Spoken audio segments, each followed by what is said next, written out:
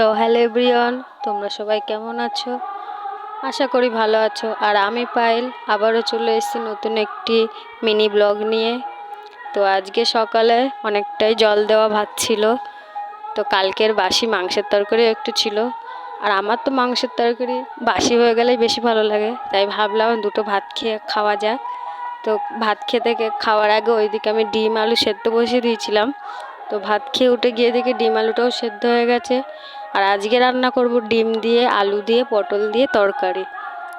তো ডিম আলুটা নামিয়ে নিয়েছি, নিয়ে পটলটা লাল লাল করে ভেজে তুলে নিয়েছি। আর তোমরা জানিও যে পটল দিয়ে ডিম দিয়ে কোনো দিন খেয়েছো? খুবই ভালো লাগে, আমি অনেকবারই করেছি এর আগে।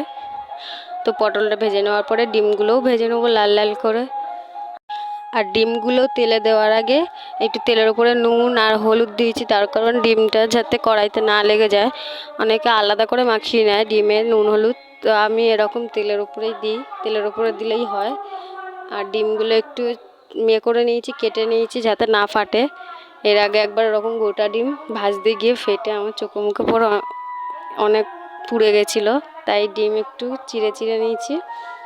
নিয়ে তেলের ওপরে নুন হলুদ দিয়ে ডিমগুলো ভেজে তুলে নেব। আর আলু তো সেদ্ধ করে নিয়েছি, আলুটার জন্য ভাজতে হবে না ডিমের সাথে। তারপরে তেলের ওপরে একটা তেজপাতা ছিঁড়ে দিয়ে দিয়েছি, পেঁয়াজ দিয়েছি, পেঁয়াজটা একটু লাল লাল করে ভেজে নেব।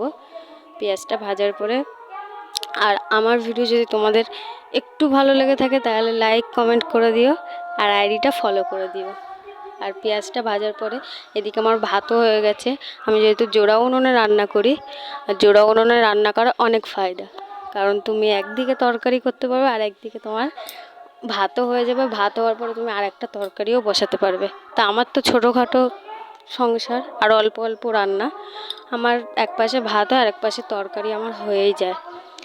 তো এইদিকে দেখো, আর এইদিকে তোমাদের সাথে গল্প করতে করতে আমার তরকারিও কষানো হয়ে গেছে। আর ডিম আর আলু আমি একসাথেই কষাই, দেওয়ার পরে জল দিয়ে দিয়েছি।